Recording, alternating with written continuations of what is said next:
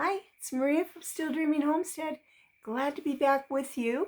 And we're continuing to read in our story, Little House on the Prairie by Laura Ingalls Wilder. So, what a title. Here it is. A Scream in the Night. The days were short now.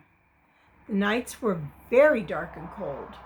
Clouds hung low above the little house and spread low and far over the bleak prairie. Rain fell, sometimes snow was driven on the wind. Hard little bits of snow whirled in the air and scurried over the humped backs of the miserable grasses. And next day, the snow was gone. Every day, Pa went hunting and trapping. In the cozy, fire-lit house, Mary and Laura helped Ma with her work. Then they sewed quilt patches. They played patty cake with Carrie. They played hide the thimble. Now, a thimble, when women would sew a lot by hand, was like a little tiny cup, and you put it over your finger. That way, when you were pushing the needle, that it didn't hurt your finger. With a piece of string and their fingers, they played cat's cradle, and they played bean porridge hot. Facing each other, they clapped their hands together and against each other's hands, keeping time while they sang. Bean porridge hot, bean porridge cold, bean porridge in the pot, 9 days old. Some like it hot, some like it cold, some like it in the pot, 9 days old. That was true. No supper was as good as a thick bean porridge flavored with a small bit of salt pork that Ma dipped into the tin plates when Pa had come home cold and tired from his hunting. Laura liked it hot, and she liked it cold, and it was always good as long as it lasted, but it never really lasted 9 days. They ate it up before that. All the time the wind blew, shrieking, howling, wailing, screaming, and mournfully sobbing. They were used to hearing the wind. All day they heard it, and at night in their sleep they knew it was blowing. But one night they heard such a terrible scream that they all woke up. Pa jumped out of bed and Ma said, "Charles, what was that?" "It's a woman screaming," Pa said. He was dressing as fast as he could. Sounded like it came from the Scots. "Oh, what could be wrong?" Ma exclaimed. Pa was putting on his boots. He put his foot in, and he put his finger through the strap ears at the top of the long boot leg. Then he gave a mighty pull and stamped hard on the floor, and that boot was on. "Maybe Scott is sick," he said, pulling on the other boot. You don't suppose?" Ma asked low. "No," said Pa. "I keep telling you, they won't make any trouble. They're perfectly quiet and peaceable down in the camps among the bluffs." Laura began to climb out of bed, but Ma said, "Lie down and be still, Laura." So she laid down. Pa put on his warm, bright plaid coat and his fur cap and his muffler. He lighted the candle in the lanterns, took his gun, and hurried outdoors. And that's what he looked like when he was leaving.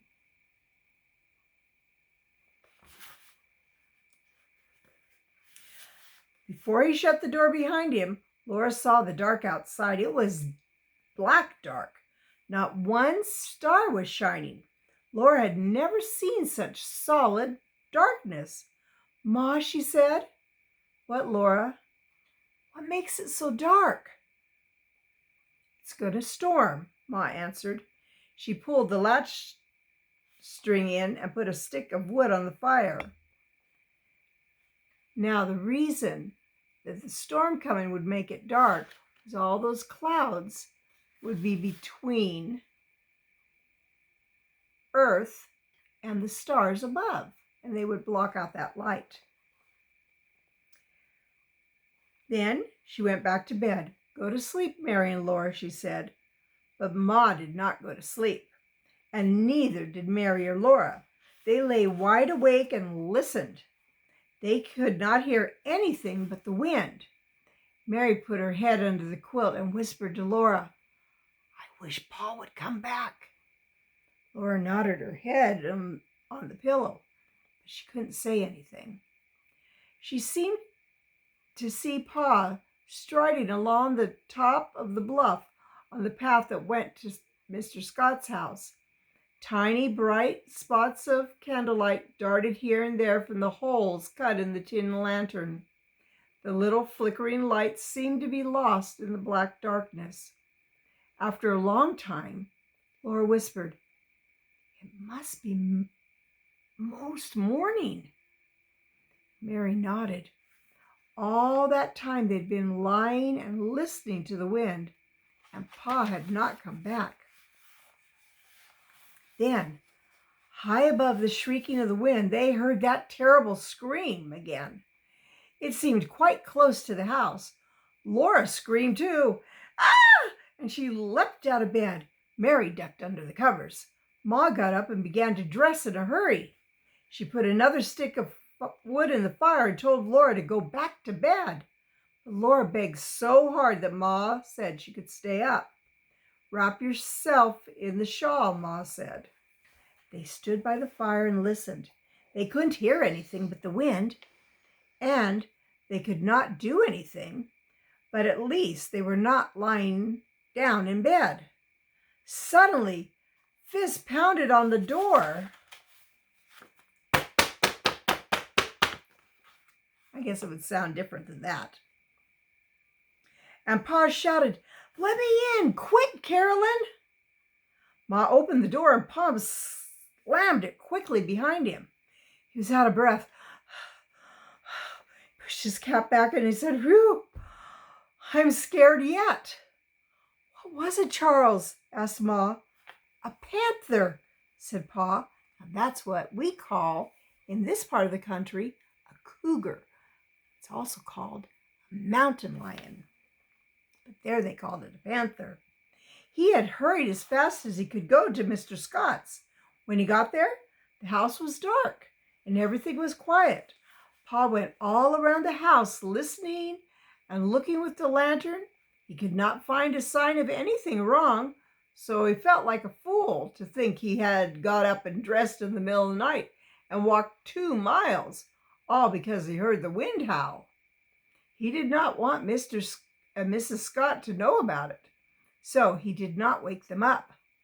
He came home as fast as he could because the wind was bitter cold. He was hurrying.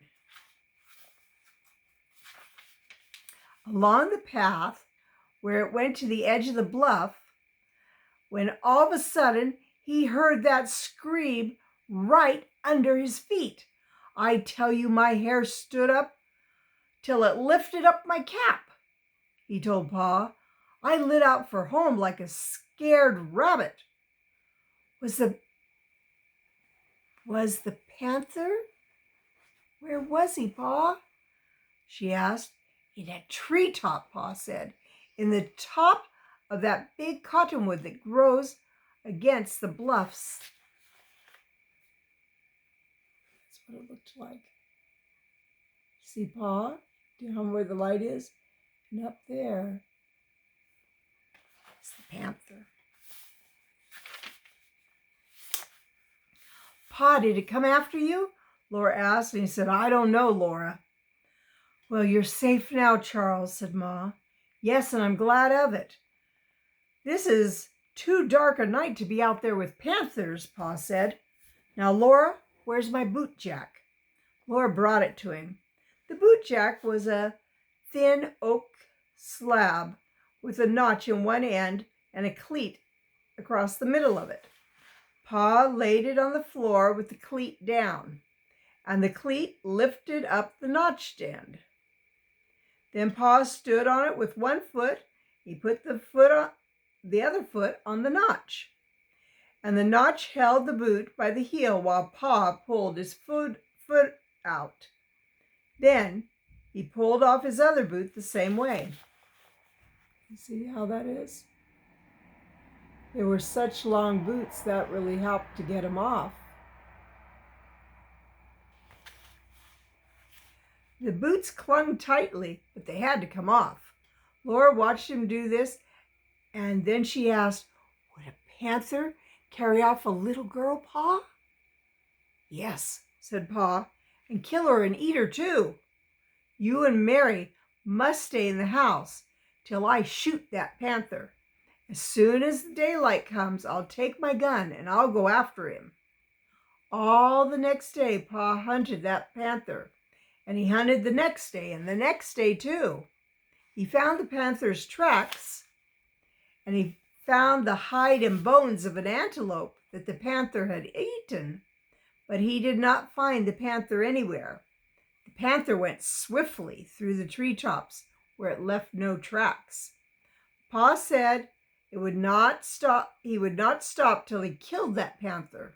He said, "We can't have panthers running around the country where there's little girls." But he did not kill that panther, and he did not stop hunting it. One day in the woods, he met an Indian. They stood in the wet, cold woods and looked at each other. They could not talk because they didn't know each other's words, their language. But the Indian pointed to the panther tracks, and he made motions with his gun to show Pa that he had killed that panther. He pointed to the top of the trees and to the ground to show that he had shot it out of a tree. And he motioned to the sky from the west to the east, to say he had killed it the day before. So that was all right. The panther was dead. Laura asked if the panther would carry off a little papoose and kill and eat her too. And Pa said yes. Probably that's why the Indian had killed the panther, because it was important to keep their families safe and their children safe. People all around the world want to keep their children safe. And I'm thankful that God put that in parents' hearts. Well, it's Maria from Still Dreaming Homestead. I want to pray blessings on you and yours in your house and out of your house, in the day and the night. Whatever you do, keep dreaming. All right, I'll be back tomorrow. Good night.